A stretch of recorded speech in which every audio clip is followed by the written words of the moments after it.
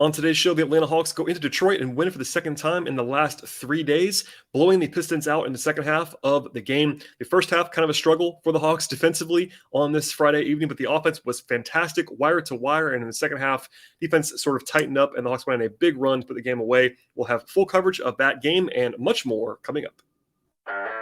You are Locked On Hawks, your daily Atlanta Hawks podcast, part of the Locked On Podcast Network. Your team every day.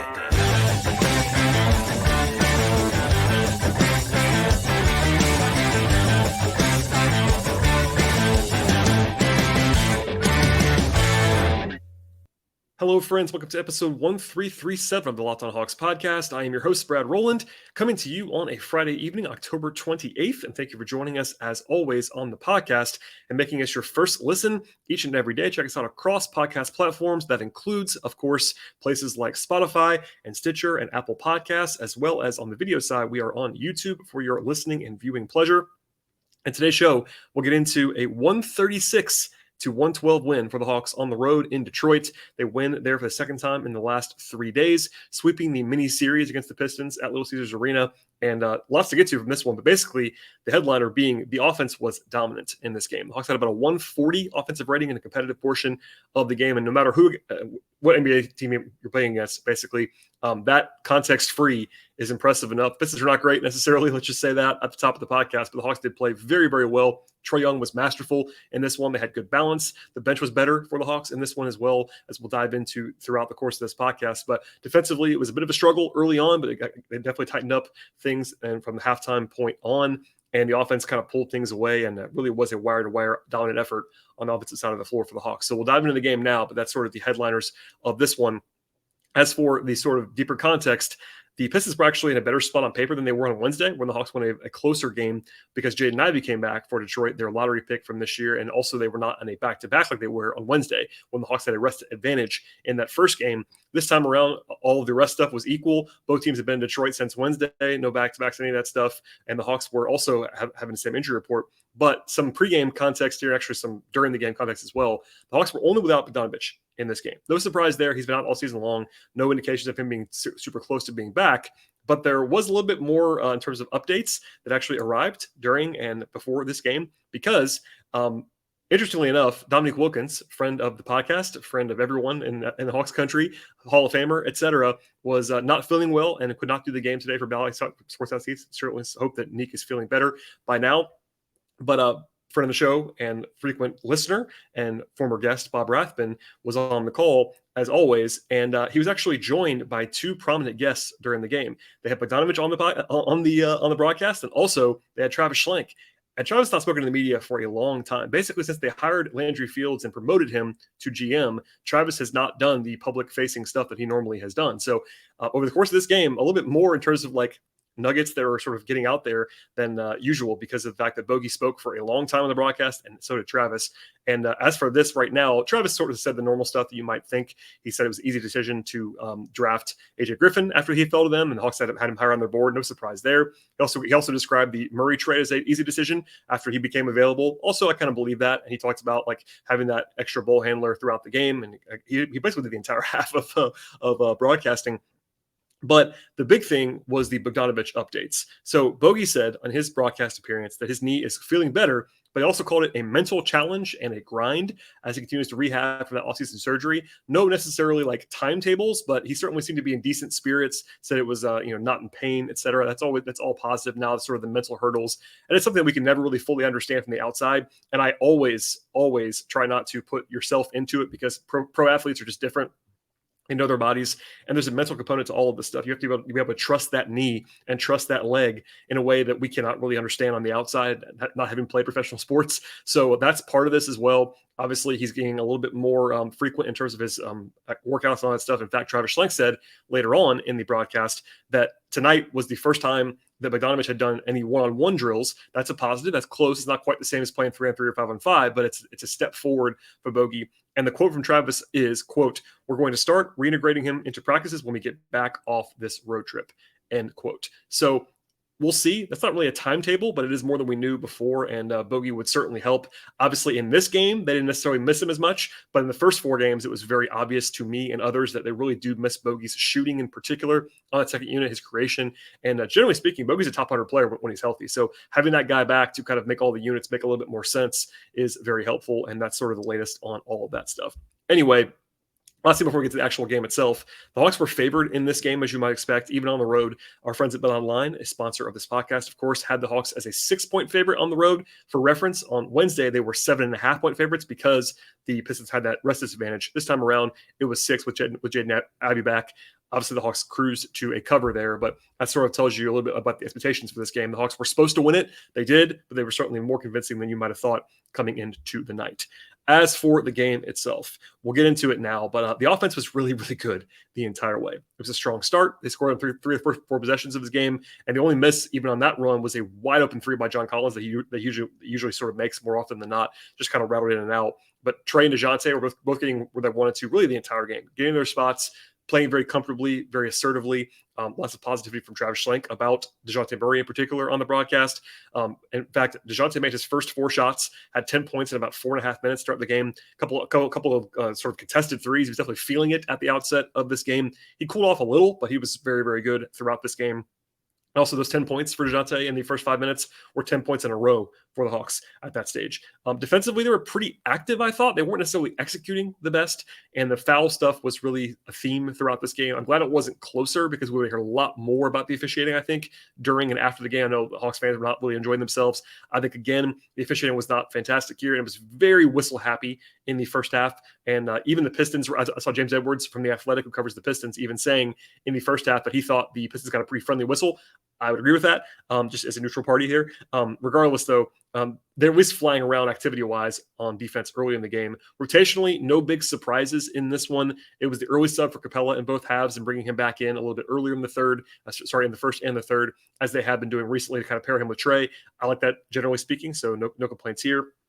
And for the most part, it was the same 9. They did, as we'll get to in a second, get to AJ Griffin a little bit in the competitive portion. He played about 3 minutes and showed a little bit, but I think it was at least encouraging that they're always trying to get him out there. For comparison's sake, if you're not listening to the podcast every night, I definitely encourage you to do so, but I try not to talk about this all the time. But last year, they just kind of ignored Jalen Johnson, and it was much easier to do that, even though he's a first-round pick, a talented guy, because they had Collins and Gallinari ahead of him. Whereas this time around, number one, without Bogey, AJ has a much cleaner claim to playing time. And also, I think it's a good idea, even if you're not going to put him in the rotation full stop, as the Hawks have not done so far, getting him a few minutes in every half is pretty doable, or at least a few minutes in every game. If you want to just try and get some experience, and the shooting is the shooting, and he's really dynamic there. So anyway, that didn't happen a ton in this game, but he did play his first half minutes of the season. So the Hawks had a 7-0 run quickly to go up by 7, gave 7 right back, though. They brought Capella back in after the timeout and sort of stabilized things a little bit more. Clint does have some finishing issues, which we'll come back to in a second, but that was definitely popping up in the first half of this one. It was a nice drive and finish from Jalen Johnson. I thought it was at least worthy of taking note of late in the first quarter. But basically got ahead of steam, got it going downhill, used his burst and his size to finish through contact and effectively. And then Trae had a great floater with about 2 seconds left in the first quarter and put the Hawks up by 6 points. So it was a pretty good opening quarter. Generally speaking, about a 130 offensive rating. They shot 14 of 23 from the floor. Trae and DeJounte were both in double figures at the end of the first quarter. And then defensively, the Pistons actually shot the ball very, very poorly in the first quarter. They were 0 of 7 from 3, although they got to the line 11 times. That was a theme we'll come back to in a second, and only 1 turnover. So it wasn't perfect, but the Hawks were up by 6, and their only really shaky quarter of the entire game was to come in the second. But before we get to that and a much more positive second half and some takeaways, etc., a word from our sponsors on today's podcast. Today's show is brought to you by PrizePicks. If you're looking for a DFS option this year for the NBA or anything else, your winning app PrizePicks is here for you. PrizePicks Daily Fantasy made easy. I love it, and I know that you will too. It's so very easy to use, which is a huge plus. I can vouch for that also. I've been playing on there for a while at PrizePicks and across sports, really, and it's really enjoyable for me to go through the daily grind of going through all the numbers. And all you have to do is pick 2 to 5 players and a more or less on a certain number of points or assists or rebounds or all other stats you might be looking for in the NBA or elsewhere, because they are in different sports as well. And with 10 times in any entry. 10 times on any entry. It's a lot of upside, let's say. And you're not going against other people either. It's actually, I guess, you versus the projections. And PrizePicks offers the numbers that you're looking for on any sport that you might enjoy. That includes the NBA and college basketball, WNBA, NFL, college football, MLB, NHL, PGA, soccer, esports, NASCAR, tennis, MMA. They have boxing, they have cricket, and much more. And entry can be done in just a minute or less. It's just that easy and that quick. They also have safe and fast withdrawals at PrizePicks, and they're operating in more than 30 states by now, which also includes Georgia, as well as they are in Canada. Download the PrizePicks app or go to prizepicks.com to sign up, play daily fantasy sports. First-time users can also get a 100% instant deposit match up to $100 with promo code Locked On. If you deposit $100, PrizePicks will give you $100. $50, they'll match it up to $100. So any number between 1 and 100, they will match it up to 100% of that number if you use the promo code Locked On at sign up for the instant deposit match up to $100. Check it all out now at PrizePicks. All right, we'll dive into the second quarter now. And as I mentioned before the break, it was the roughest quarter for the Hawks by a pretty wide margin in this game. They ended up losing it 38-34.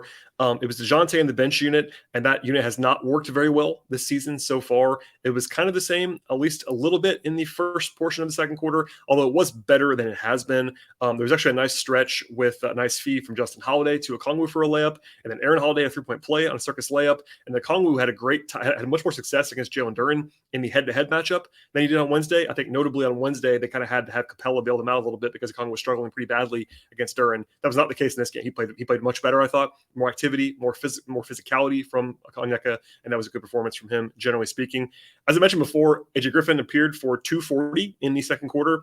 His first appearance in the first half of the game this season. He immediately got 2 fouls. One of those was like pretty soft. I did like that Nate didn't pull him because there's no reason to do that. Like foul trouble with guys not going to play a lot of minutes doesn't really matter. He had a great sort of smooth jump shot and then a great step back going to his left for a three. AJ isn't going to make every shot he takes, even though right now he kind of is. But he does profile as a fantastic shooter, maybe even an elite guy in the near future. So not surprising he's going to make making some shots. But his gravity definitely pops off the screen, and I am in favor of playing him as much or more than he had in this game. So anyway, they brought Murray out. Actually, they played Griffin a couple minutes with the starters, basically, in place of DeJounte to kind of facilitate some of that stuff. They had been playing DeJounte in 2 long stints per half. In this game, it was 3 because of that Griffin hiatus. I'm not sure that's going to be a plan moving forward, but that was notable to me. Offensively, they were pretty crisp for a lot of the second quarter, but the defense was not. The Pistons scored 22 points in the first 7 minutes of the second quarter. There was a weird challenge from Nate that he lost. I don't want to make too much of these, but I always like to note when the challenges happen. Collins was called for a pretty strange offensive foul when he was like already laying on the ground and somebody tripped over him. There was no real leverage, though. I know this is kind of hard to explain sometimes, but you only get one challenge, and if you take it and burn it at a bad time, that's not a great situation. And really, the leverage was pretty bad here because even if they had won the challenge, by the way, they lost the challenge anyway, but even if they won the challenge, I would say the same thing. It's a bad challenge because there were no points scored on the play. Yes, it was Collins' second foul, but it wasn't his third foul. It was late in the first half. That was not a huge situation where it was like a big deal. I just kind of a weird challenge that you don't necessarily love to see. But anyway, it's one of those things. Pistons could have done a 1 at one point. Hunter got a third foul with about 4 minutes to go and came out. He and Nate were both frustrated pretty visibly with that. And Justin Holiday came in. He got a pretty bogus blocking call against Bogdanovich for his 4th foul. So the 2 small forwards had 7 fouls with like time left in the first half at that point. And the Pistons took 23 free throw attempts in the first 22 minutes, took 25 in the first half. That is an off-the-charts number for a Hawks team that does not foul a lot. Some teams are like predisposed to fouling. The Hawks are not a high foul team. Maybe more so this year with more aggressiveness at the point of attack. That's possible, but you don't really see that many fouls from this Hawks team very often. That was notable to me, as I mentioned before. The officiating was not my favorite in the first half of this game. Then my last thing on the first half was that I will flag this. Capella has his shooting and finishing issues. Now, everyone listening to this podcast, if you're a new listener, maybe you don't know this, but if you're a returning listener, you do know this. I'm very high on Clint. I think Clint is very valuable, especially defensively, with his screen setting on offense, etc. But he does have some finishing issues at this point in his career. He used to be a fantastic finisher. That as he gets a little bit older, it's not necessarily been the positive that recently. He did have one finally that he made off a beautiful pass by Trae Young in the final minute of the first half. And by the way, for some context, Bob Rathman, again, for friend of the podcast, did say on the broadcast tonight that he actually spoke to Clint, who told him he's not quite have his full legs at this point early in the season. Now, that's not like alarming to me. It can be good in that maybe he gets those things back. Last year he kind of found it at some point, but it could be that he's a little bit older. Maybe it's not going to come all the way back. There's a little bit of good or bad there, but as we saw on Wednesday, Clint is still capable of being a very, very good player. He was dominant in the second half in the game on Wednesday, but it is notable that his finishing has not quite arrived yet this season. Now, he did start poorly and then finish strong. He missed his first 4 shots tonight, made his last 2, but it's never been a huge strike to him, like away from the rim. But those 4 or 5 footers are not going down for him. When he dunks it, it's more aggressive and all that stuff, but it is something to at least note, even though I am high on Capella.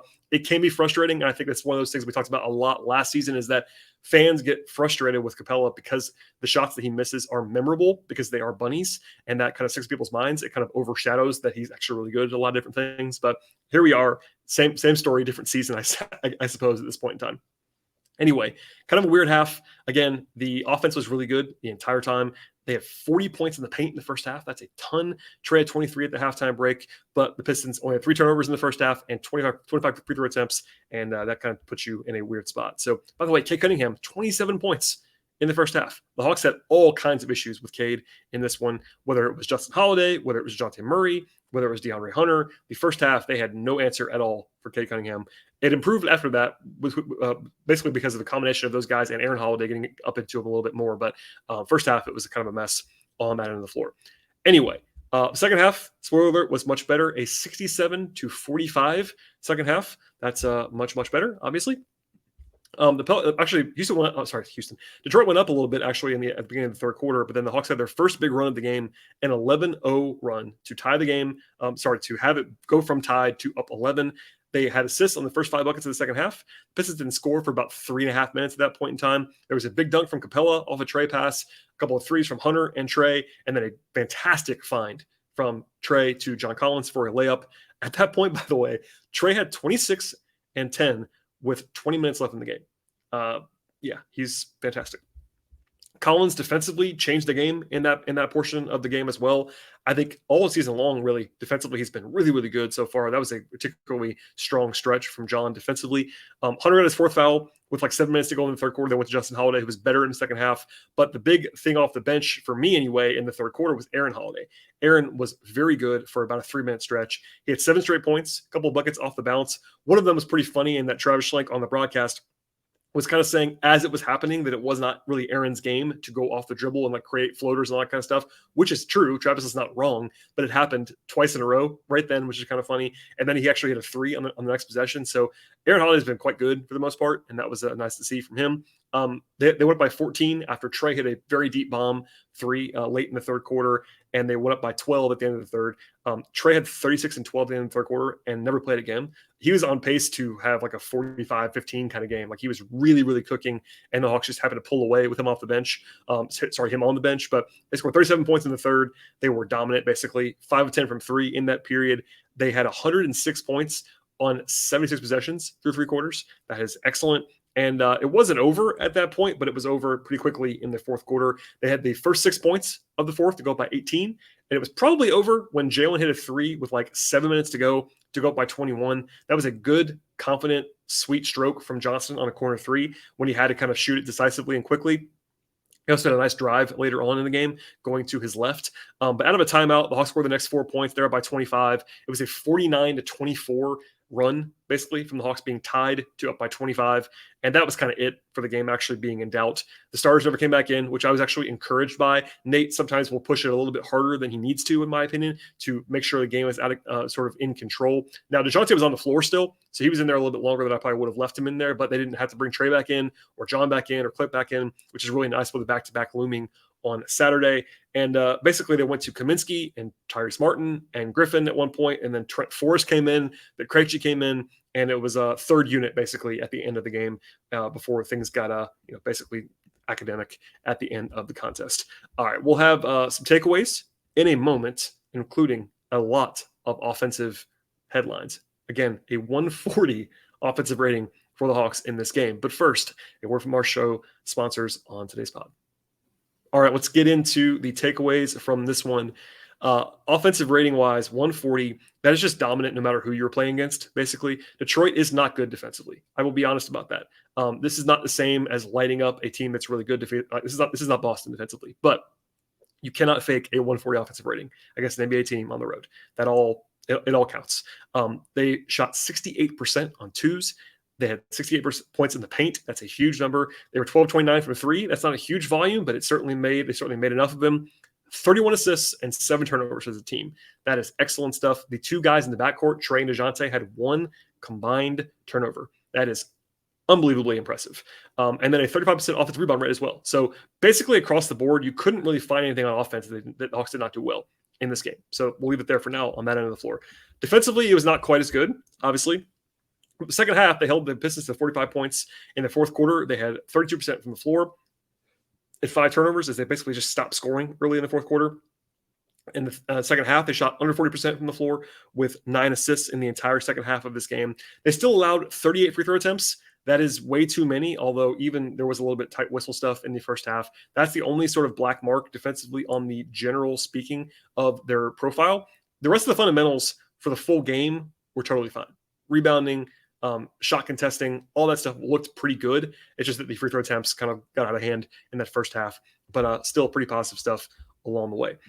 As for the individual player breakdowns, we're not going to do breakdowns of the guys who only played the garbage time minutes, so my apologies on all of that, but we'll get into the guys who did play right now. AJ Griffin, again, 6 minutes, including 3 minutes of real time. He did have 10 points on 4-6 from the floor, 2 of 3 from 3. He made his first 4 shots.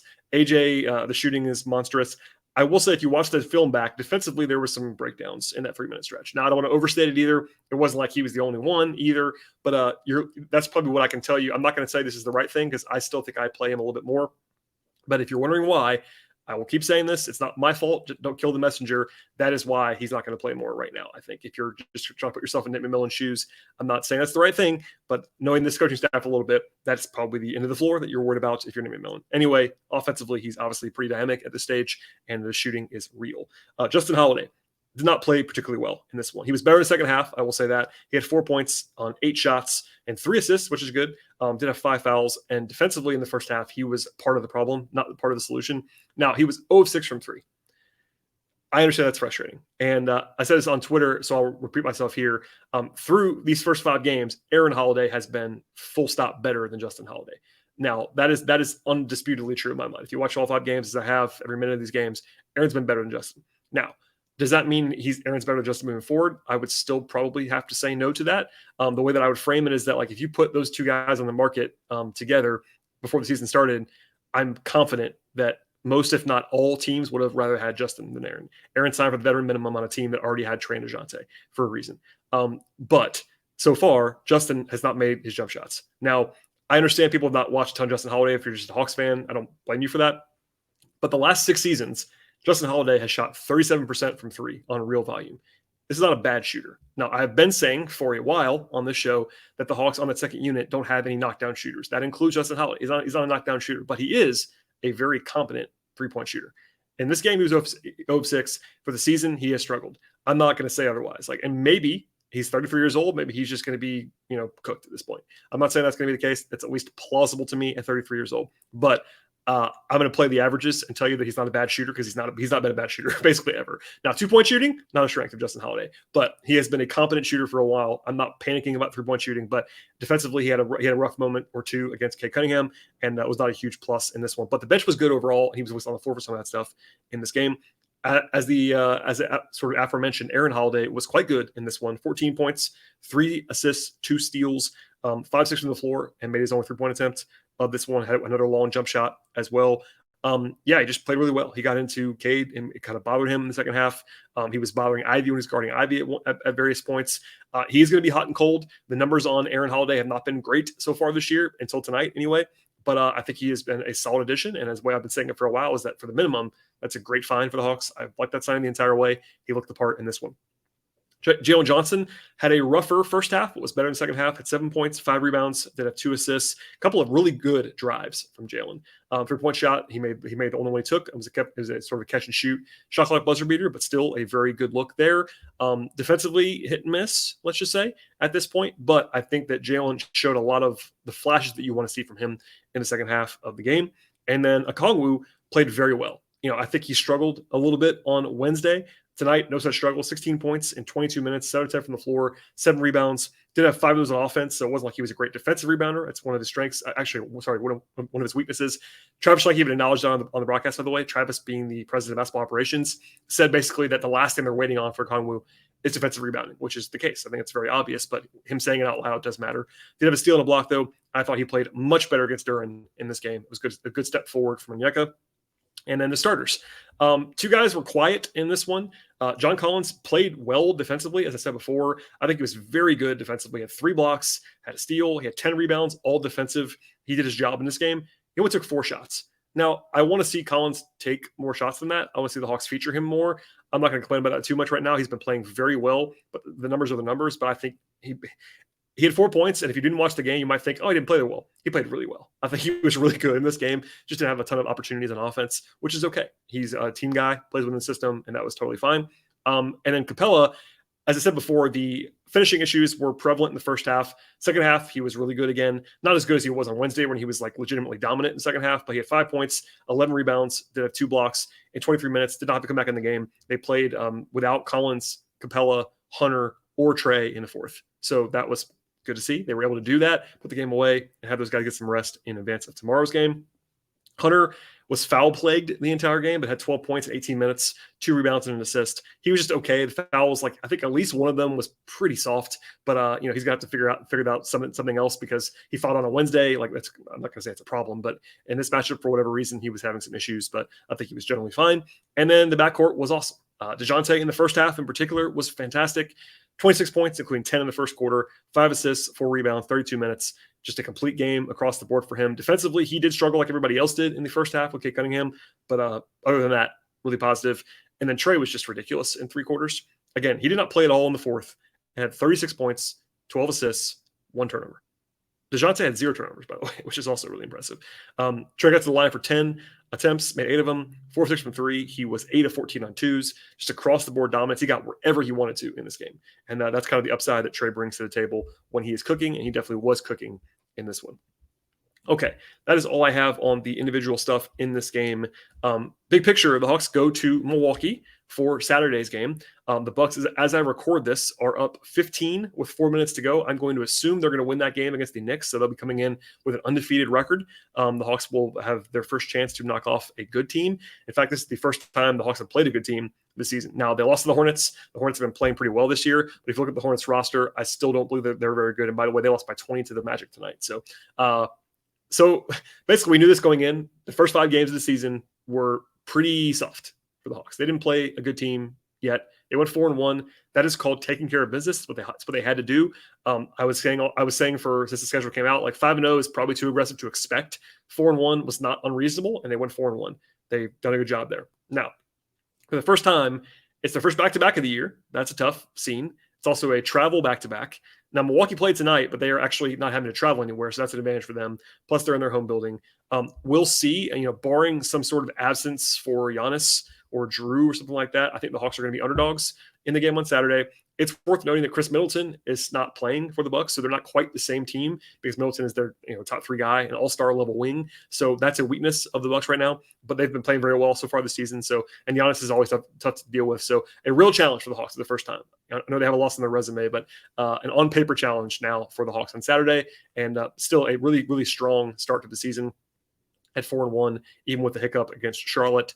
Also, after the Milwaukee game, they will have 2 more games on the road. They have to play in Toronto on Monday on Halloween, and then they go to New York on Wednesday. So a very long road trip, but already 2-0 on the trip, 4-1 overall, and in a very strong position. So if you missed it I always cover every game on this podcast beyond the games as well. If you're a first-time listener, it'd be great if you subscribe to the show. We do analysis with guests on the show. I have frequent guests. I have occasional guests. I have people you might recognize, people you might not recognize, but we have smart people that I try to get on the podcast all the time. Also some solo mailbag stuff, solo game breakdowns. We'll have more in the future on all of those fronts. We'll have a new podcast after the game on Saturday as well. So please take a moment, if you enjoy the podcast, to subscribe across platforms. Honestly, if you want to help the show, subscribe on multiple podcast platforms and download multiple times. Apple, Spotify, Stitcher, Podbean, all those places, and then YouTube as well. Let it run. However you want to do that. Subscribe, like, share, comment, review, all that fun stuff. Follow the show on Twitter at Locked On Hawks. Follow me on Twitter if you would like to at BT Rowland with a W. And thanks for listening, everybody. We'll see you again after the game on Saturday.